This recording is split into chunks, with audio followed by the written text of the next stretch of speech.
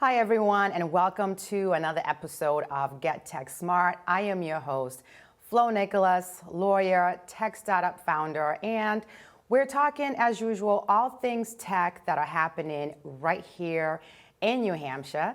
And today I'm really excited to have the UNH Innovation Center. And we've got several people here today. So we're going to just get right started. And first, right here, I'm going to start with you, Marc Eichenberger. You're the Managing Director of the UNH Innovation Center.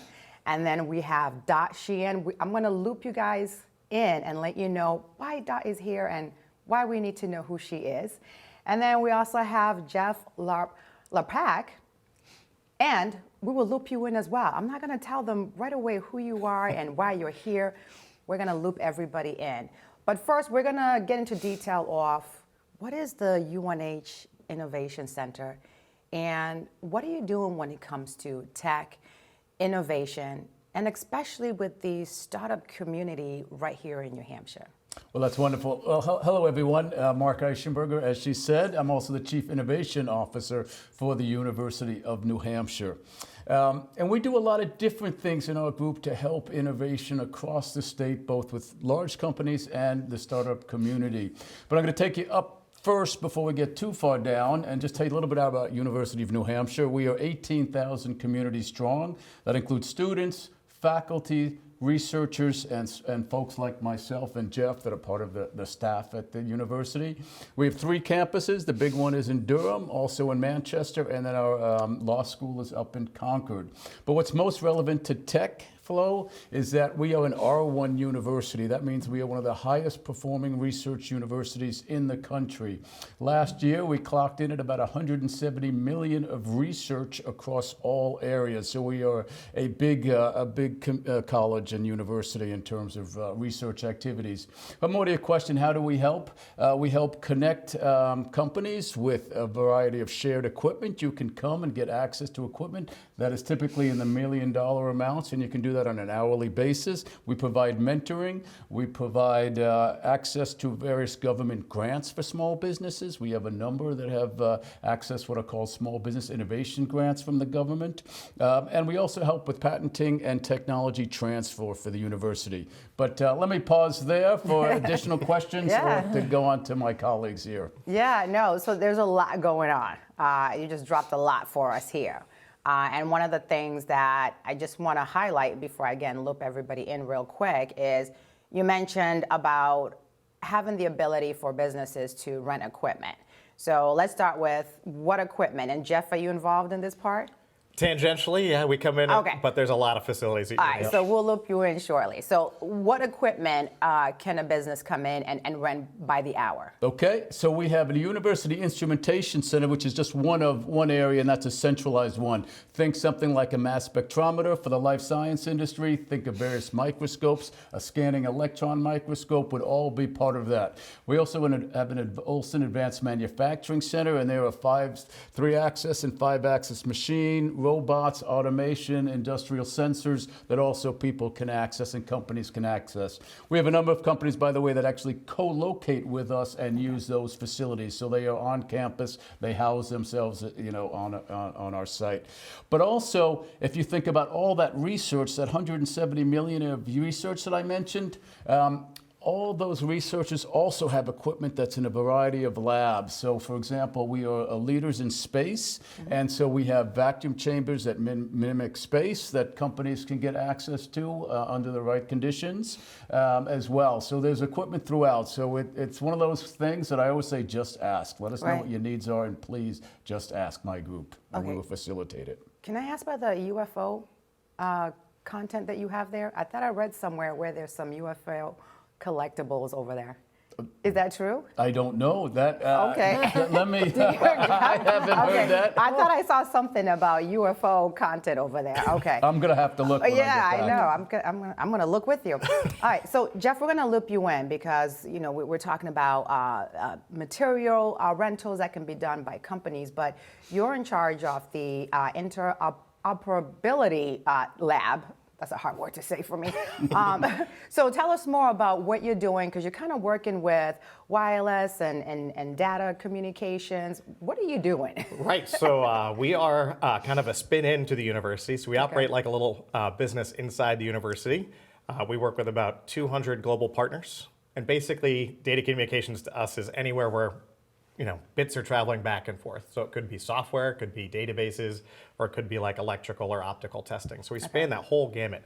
And our focus, our name comes from companies working together. So product A versus product B, that's the concept of interoperability. So if there's an interest or you're developing something in a space where data is going back and forth between things, we can likely help you out. Okay. Although I think relevant to New Hampshire, one of the most exciting things we do is we're a very large student employer on campus. So we have about 120 undergraduate or graduate students who are working with us. They actually do that engineering for the companies. Oh, nice. So they're gaining 3 to 4 years of job experience when they graduate out. And they love to stay, work, play in New Hampshire. Right. So this is a huge opportunity for people to come kind of steal from our resource pool and keep those folks in New Hampshire that have this great wealth of technical experience. Yeah, so I've spent like 7.5 years in the telecom world, so I'm quite familiar. I worked on 4G projects and 5G before I left. So what type of companies are you working on with? Can you name them? Absolutely. So we list most of the companies that work with us on our website, unless they have, they want to protect themselves. But we work with pretty much any technology company you can think of. So from big names like Apple, Microsoft, Dell, and then a lot of folks in the networking, traditional networking space. So these would be like your Cisco systems or Junipers or that type of technology company as well. And this is fabulous because the kids are getting the hands-on experiences with these companies, and when they finish, it's hopefully the next full-time employee. Exactly. So we have a 99.99 something placement rate. Most of our students, because they're doing the actual work, make this huge soft network of people that they've worked with, and so they have a great opportunity to get out into a job in their late junior or senior year where they're really kind of finishing up their academic career and jumping right into something exciting. Yeah. So, Marc and Jeff, I'm seeing a lot more universities and colleges that are starting to be more hands-on in terms of, before it was just for us, there's a joke with lawyers where we're always saying, you don't really learn anything until you get out of law school because it's more focused on textbook. And a lot of people don't really learn how do you draft a contract? How do you negotiate this? What language do you need in it? And it's a joke right now with lawyers where we're like, there needs to be more practical hands-on training.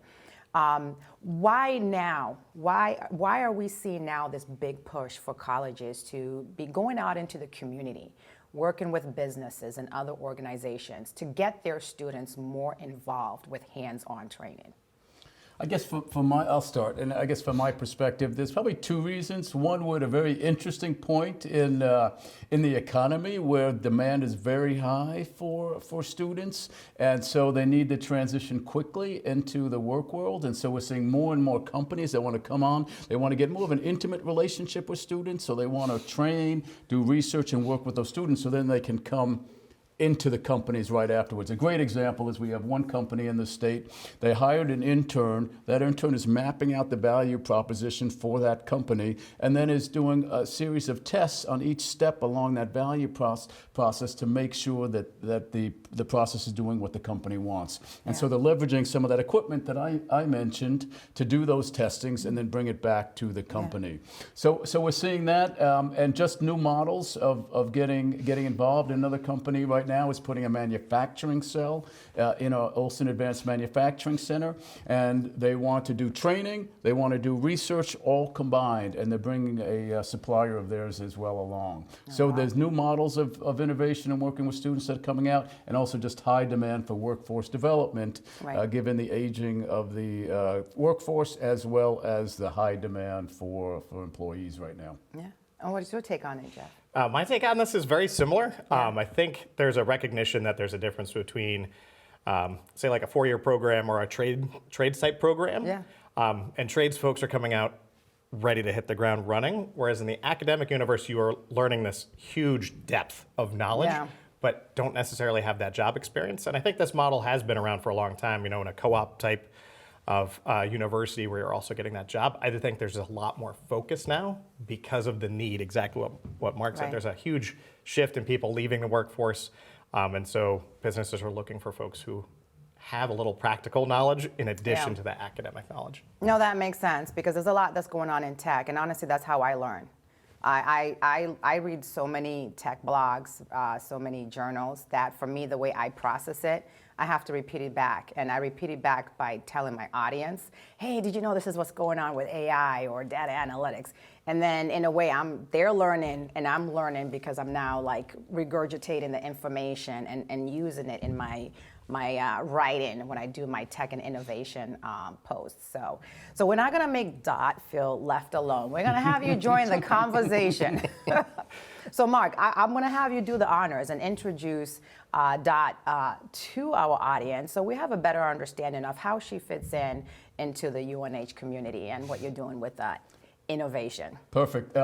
There's two kinds of startups that come out of universities, and as much true for UNH as any other university. And one is what's the so-called spin out that's based on intellectual property, usually a faculty as part of that. But then we also have a number of entrepreneurship students that also create companies. And Dot falls somewhere in between those two, actually, and with a social impact startup. But I will let Dot describe it because she will do it much better than I can. But it's interesting to be in that in-between area between intellectual property that is emanating, which is also used in Dot's startup, at the same time coming out of the university to begin with.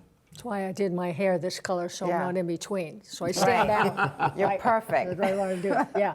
I am the founder of Operation Hat Trick, and we support the recovery of wounded service members and veterans through the sale of OHT branded merchandise. So in everything we sell, we have a very different business model of any nonprofit. We're a nonprofit.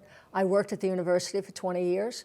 I was in athletics, and I don't think you'd expect a spin out to come out of athletics, right? A lot of people don't. They think we play in our little shorts every day. We play basketball or whatever, right? I heard a radio broadcast, a Boston station. Trivia question that day was, what is the one thing head wounded soldiers coming back from Iraq and Afghanistan want the most? The answer was a baseball cap. It hides wounds, covers swelling, treatment, bandages, and until I went to Walter Reed, I had no idea how much that's true.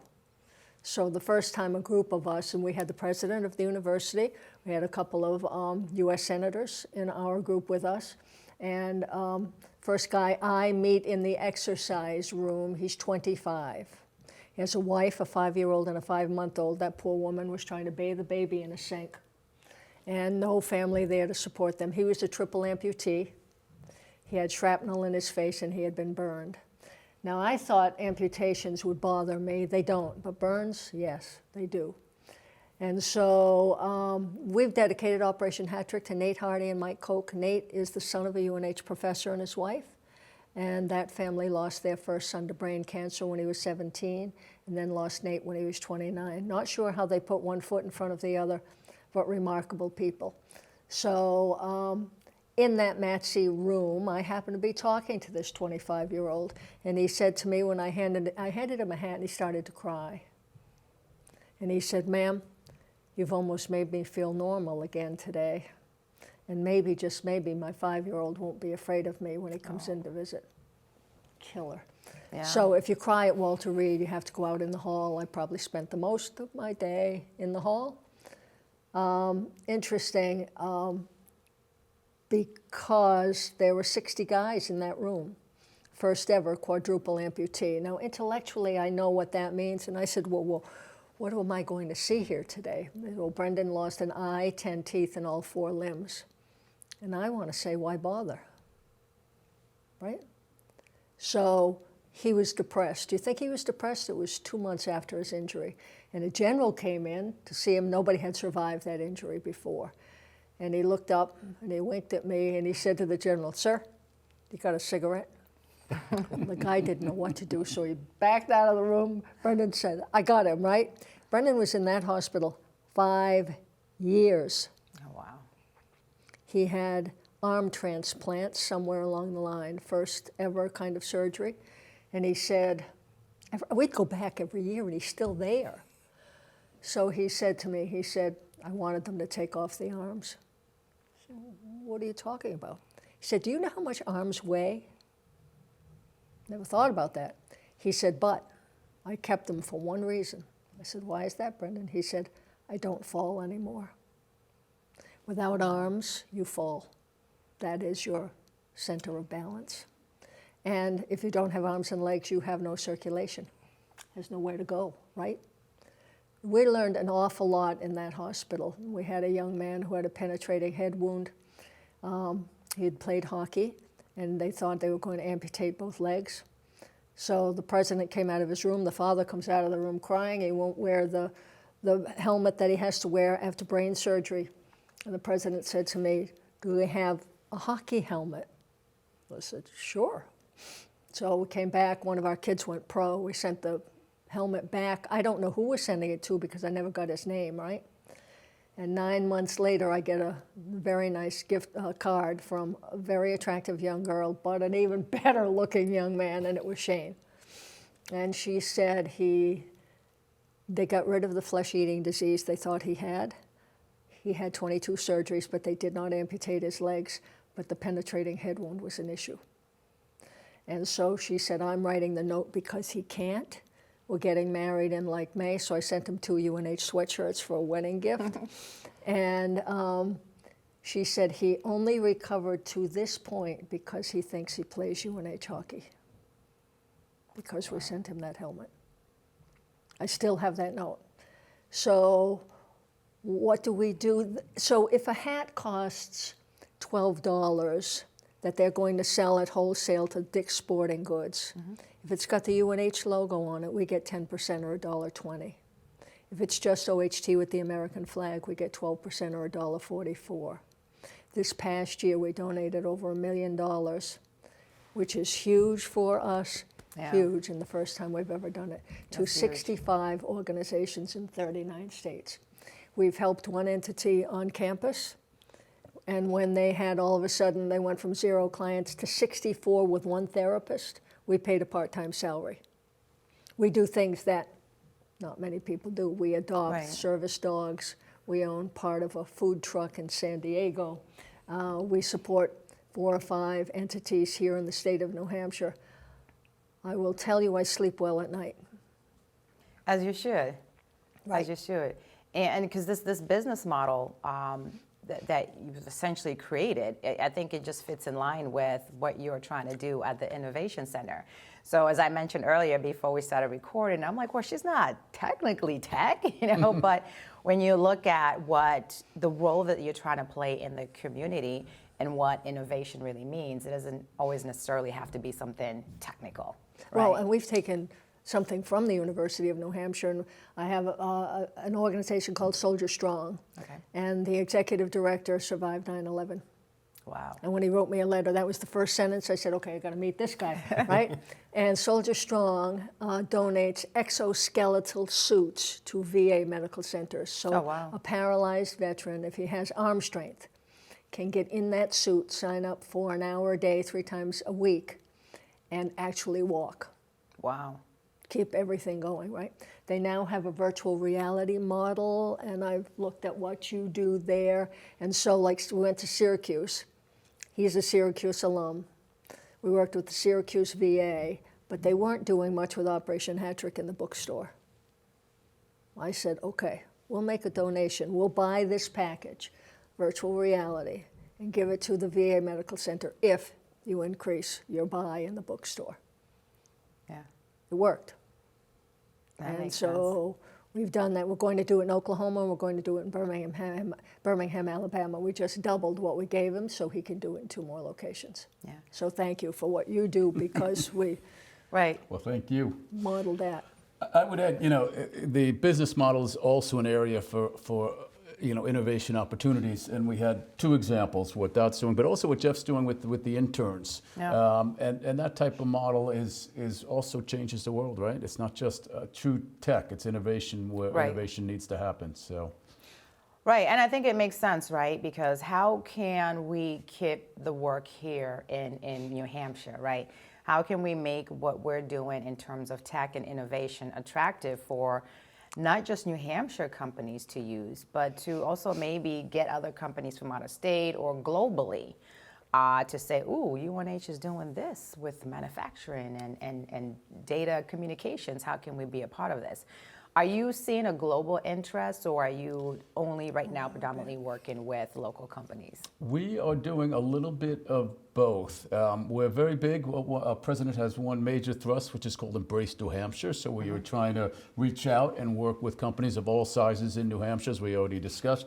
But New Hampshire is an exciting state for business in my mind. And so we have lots of international companies as well. If you think down the road from UNH, we have Lonza. Safran is a giant French aerospace and defense company with 2 operations in the state. The interesting thing for me, having come to University of New Hampshire about 3 years ago, is UNH has traditionally flown somewhat under the radar. Not that many folks know we are this Tier 1 university in terms of research. We are a land grant, sea grant, and space grant university. We have activities and research in all those areas. And so getting the word out, like when you and I were at this conference last Thursday, is one of my major objectives, to get that word out broader, and not just locally, but regionally and internationally. Yeah, I agree with you. I think there's a lot of colleges that are doing a lot with tech, like St. Anselm, for example. They have like a whole gaming innovation center that I didn't even know about, because you think, oh, it's one of those liberal arts colleges. They're like doing Shakespeare or something. But yeah, that's why I created this show, because I saw there was a lot going on that I'm like, I didn't know this. And then when I started telling other people, they're like, wait, what? Here in New Hampshire? And I'm like, yes, here in New Hampshire. So it's important to get the message out. It is, and UNH has leadership positions in space. We have been on satellites since the 1960s. We lead programs for NASA. We are global leaders in coastal and oceanographic mapping. We have wave pools, engineering pools, boats, underwater technology park, and so on. And then we, at the system level of the University of New Hampshire, we also have Keene State, which has a center for optics, and then up at Plymouth State, they have a robotics center, which augments and complements what we have in Durham at the Advanced Manufacturing Center. So there's a lot of great assets. When I always talk with companies, I always say, just ask. Right. We're such a big enterprise, there's probably some way that we can help you.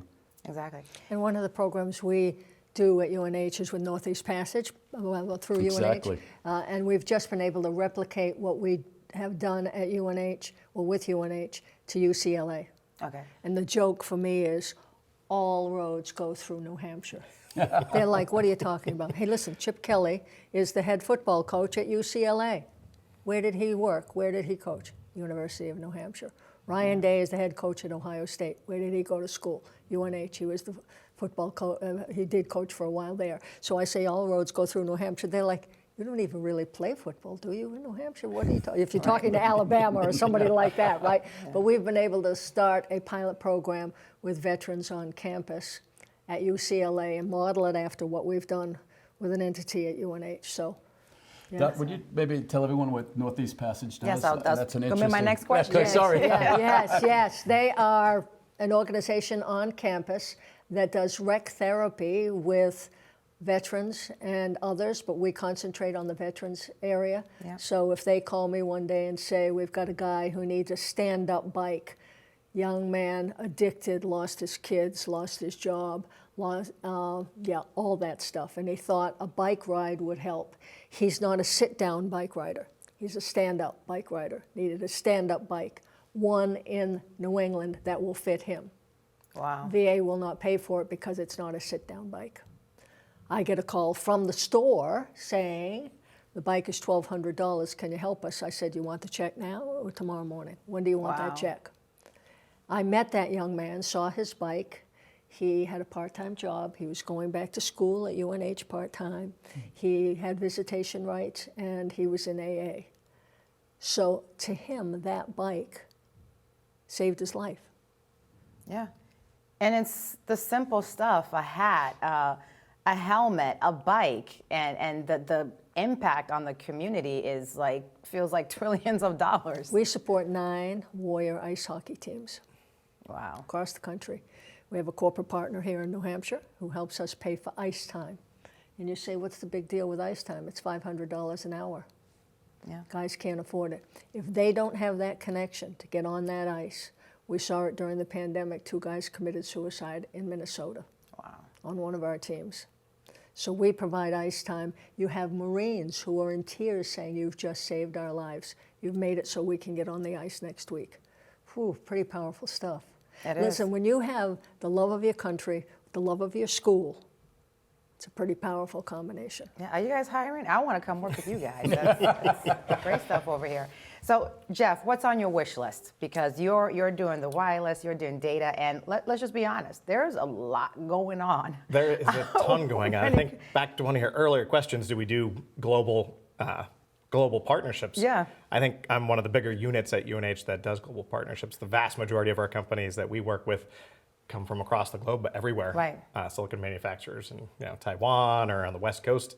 My wish list is to get more New Hampshire-based companies involved with what we do. There's a lot of ways we can support them, whether it's on cyber infrastructure or cybersecurity, or spinning up what they're trying to do in data communications. So that's my wish list is really to get more local interaction too. Yeah, you need to connect with Mainstay Technologies that was at the New Hampshire Tech Alliance Innovation Summit because they do IT and cybersecurity as well.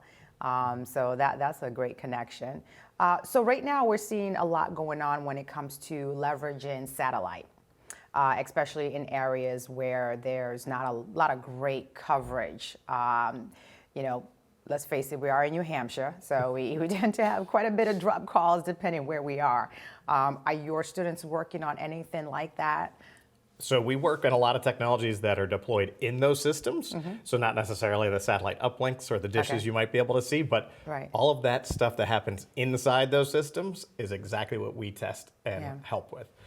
So making sure it's robust, reliable, and deployable in those types of applications. So how can we get those students who are here in New Hampshire, they're already working on some really great state-of-the-art technology, how can we get them to stay in New Hampshire? Because one of the issues that I see a lot is we are able to get students to come in New Hampshire. They do the internships, they stay for the 4 years, and then they graduate and they're speeding off to Massachusetts or other areas. How can we bring the sexy back into New Hampshire and keep those students here? What are we missing out? What is the problem why we tend to lose a lot of students sometimes? Yeah, I will deal with that with companies quite a bit because of this whole workforce development and need to attract. I think when the companies make it, I think there's 2 things that actually do go for the state of New Hampshire. One, it's an unbelievably beautiful state, right? We have the coastal, we have the White Mountains, we have the lakes. So it's a wonderful place for folks to live and develop. 2, I think this interaction with companies, showing them that there are great opportunities in state and giving those exposures while they're still in school is going to be key to helping those students stay. Of course, if you're 22, going down to New York or Boston is kind of exciting, but there are ways to attract people to stay. And of course, even out of Durham, there's a train that runs you straight into Boston, so it's easy to get to. So I think it's making those students aware and showing them that fantastic opportunities exist, and the state really does have some fantastic work opportunities for students. So and that mix of life and work is a good one here. Yeah, and housing's probably a little bit cheaper than Massachusetts. What do you think, Jeff? I think the last thing Marc said, awareness is the big thing. I don't know that people know how much high-tech and cool things happen in New Hampshire. Aerospace is enormous. You mentioned satellites. There are a bunch of small-scale startups with a focus on next-generation space technologies right here in the state. And so things like your show here and just communicating those opportunities out more, I think, is probably something the whole state could focus on and do better at, because there are opportunities. It's just making those connections, I think. Work from home must help. You know, if people can work from home, Yeah, they can stay in the state. exactly. But I mean, do you think that we're able to be competitive with salaries? Because that's one of the things I see that a lot of people are like, oh, I'm going to make 30% more in Massachusetts. Yeah, you're going to spend it as well. Though. That is true. Yeah. So I think you're going to find that salaries are sometimes tough to match, but Yeah. quality of life and what you get for your money is much higher. Right. Right. There's going to have to be some type of a balance, right? Right. It's like, yes, you're going to get the 30%, but then let's look at the taxes. How much of that are you actually keeping? And the rent's much higher. And so on. It's expensive right now. And so one of the things I see a lot, and then I get invited to a lot of tech events in Boston. And people always like, oh, come down to Boston Tech Week. And I'm like, no, I live in New Hampshire. I want to bring that event here. I feel like that's like kind of like a missing link. I feel like we need to start having more tech events like Boston Tech Week or Boston Tech Startup Week. What's your take on colleges getting involved and kind of creating those big tech events? A very, very big supporter of that. I think there's an enormous opportunity. One of the things we're doing at the University of New Hampshire is we're looking to develop an innovation community, a research park plus, if you will, that will be a mix of incubator space. It will be our advanced manufacturing center would likely move there. We have an area on the west edge of our campus that we call the Edge that we would like to build us, and we want to bring companies. So getting involved in that, both in the sort of the conference main, but also visiting those companies. There's lots of opportunity. Aerospace was just mentioned. The whole biofabrication sector Right. we're becoming leaders in as well. So luring those companies, because there are a lot of attractions for employees, even if the salaries aren't there. You got the no taxes, and you've got the lower cost of living, and then all these wonderful things right at your doorstep. So I think it's a wonderful opportunity. We are active in it. We try to work with the state as much as we can in those areas in terms of passing leads and working together to try to lure companies to come up. And I think the research park that we're endeavoring will help as well. Yeah, and to toot Marc's horn as well, there's been a big focus on us bringing kind of industry level events together at UNH. Right. Again, we've had several focused on the blue ocean, blue future economy. blue economy space, aerospace, and et cetera. So we're starting to build those up. Right. Obviously, we can continue to strengthen that activity, though. And key to us is also the whole ecosystem. And the New Hampshire Tech Alliance event last Thursday was a great example. We view ourselves as one of the most important nodes on the innovation ecosystem within New Hampshire. And so we bring all these assets and all these capabilities to help startups, to help going concerns and big companies as well. Right. So how do startups get in contact with you? So I'm like, hey, Marc, listen, I want to build this tool. I want to use AI. I'm kind of talking about myself. Yep. I want to use AI and data analytics because I want to study retail trends so I can help shoppers save money and then use that data to help retailers know, when someone like me is going out shopping, what time and where. How can you help me?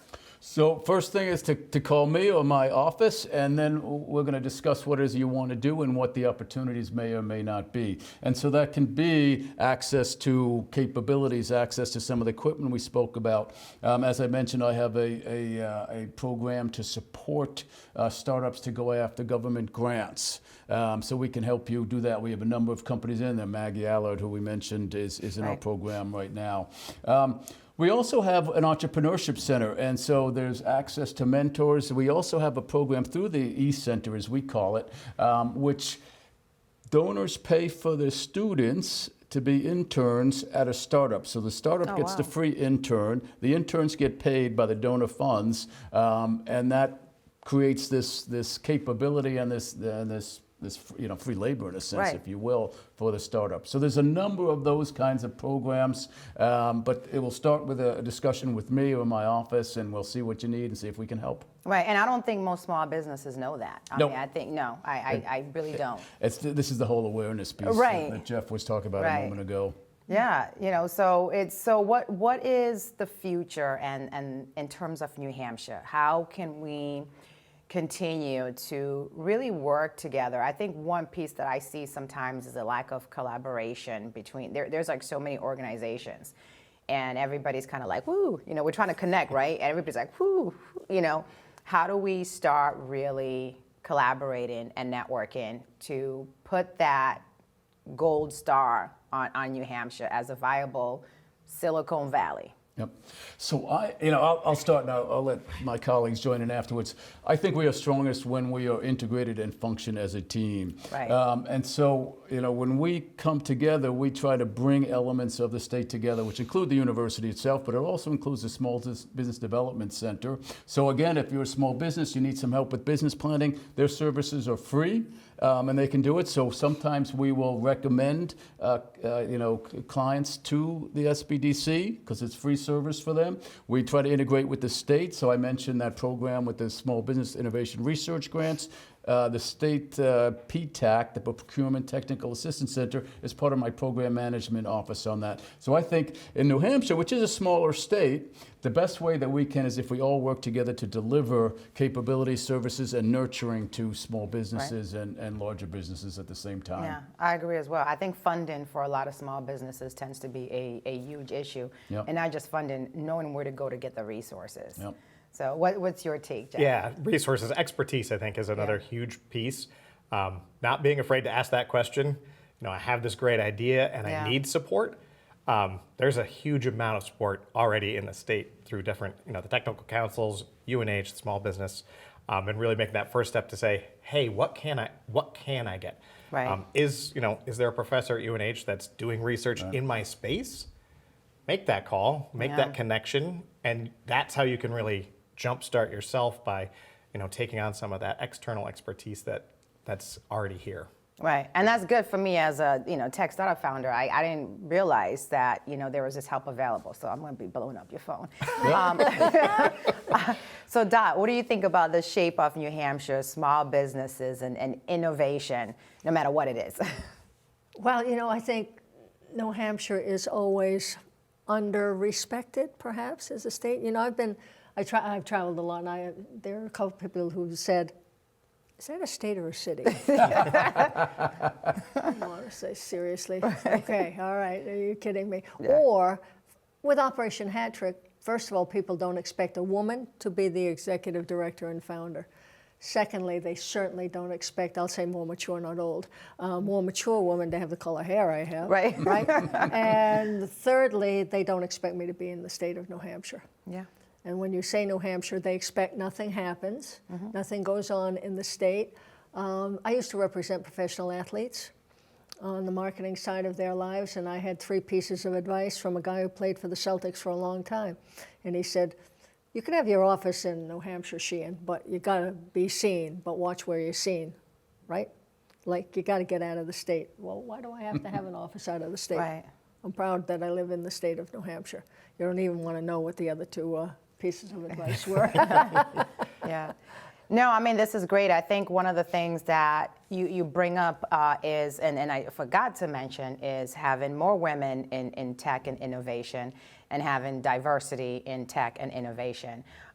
What is UNH working on in terms of trying to get more underrepresented tech talent here in the state or in the college in terms of recruiting, as well as with your small businesses that you work with as well? Jeff, you're smiling, so I'm going to go right down and start with him. Well, I love it just because my lab in particular, that's been a focus for us for at least 10 years.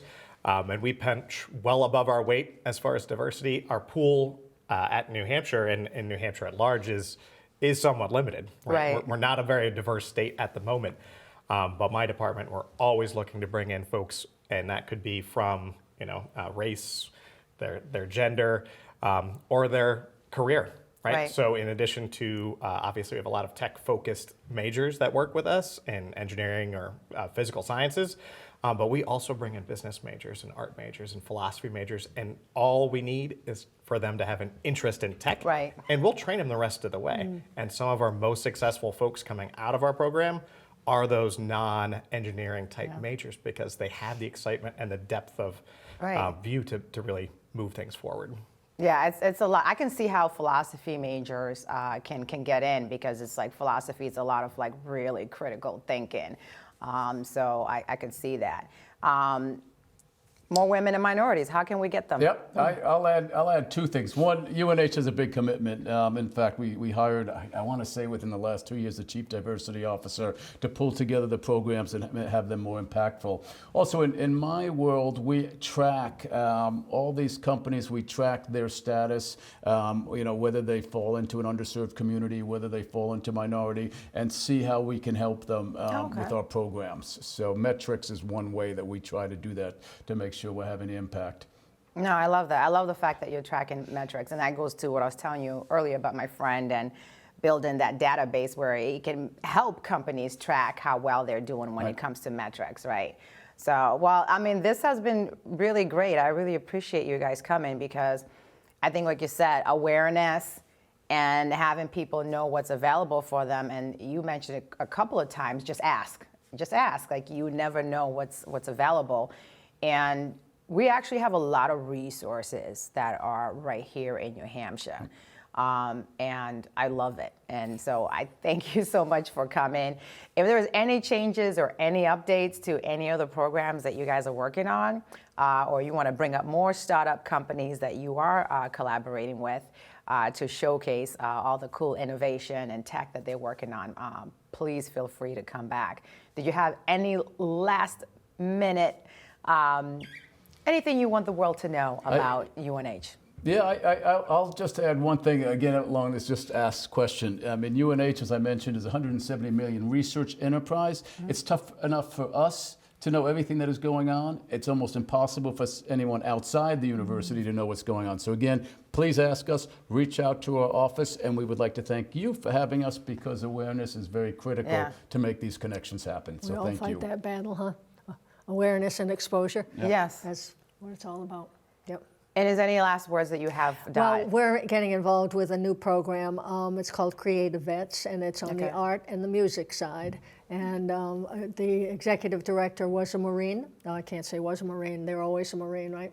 And he wanted to be deployed in the worst way, and his first job out of boot camp was to protect George W. Bush. He said, that wasn't my idea of being deployed. So his mother was happy. 4 years later, he got deployed. And his Humvee was blown up 4 times in 4 months, so he has a traumatic brain injury. And so he came out and was your typical kid. He didn't know what he was going to do, thought about suicide, thought about all those things. Somebody said, do you ever think to take an art course? He said, I had no clue that I was good at art, right? And then he heard that there was a music side in Nashville. Right. And he's in Nashville, and what he'll do is he'll take songwriters, country artists, to work with guys with traumatic brain injuries and post-traumatic stress. They tell stories they've never told anybody before. And then they record that at the Grand Ole Opry. Wow. And they have actual songs that come out of that. And so because Steve Hardy, who's Nate's father and is president of our board, Josh, his oldest son, was really into art and music. And before he died, he had a Make-A-Wish all about music, right? And so he said, what if we take Creative Vets up to the Travis Mills Foundation in Maine? Travis is a quadruple amputee and has transformed the Elizabeth Arden summer property into an unbelievable retreat. It's like a 5-star hotel. It's unbelievable. Wow. So we are going to be the sponsor of that. It's a master class in songwriting. We're bringing one songwriter up who's had 19 #1 country hits. Now, I need a huge education in country music. Huge education in country That's music. fantastic. I'm pathetic, right? So I've got to learn all this. So first time this guy has had the opportunity to do what he wants. Yeah.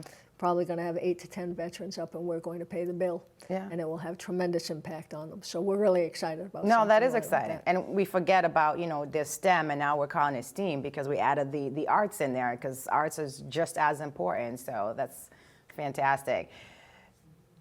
What are your last words, Jeff? My last words? Well, we're supposed to be talking about tech. We've come at it really from this innovation angle today. Right. But just want to plug, technology in general and some of the things that we test. So we test everything from things that are in data centers. So think like your cloud type computing to wireless networks, programs that are used by the government to do procurement purchasing for the entire national system. So we span this just huge breadth of technology. Right. And it happens right here in New Hampshire, and we are, in our industry space, just absolutely globally known and well-renowned for what we do, and that's a New Hampshire thing. So if you're working in tech, definitely, again, Mark, reach out, Right. make a connection, see how we can help. All right, well, you know what? Why don't you come back? We'll do a whole episode with just Jeff, and we'll focus on if you want to bring students that are working with you that'd on be the great. stuff, or if there are companies that you're working That would with, be you want to great. bring one.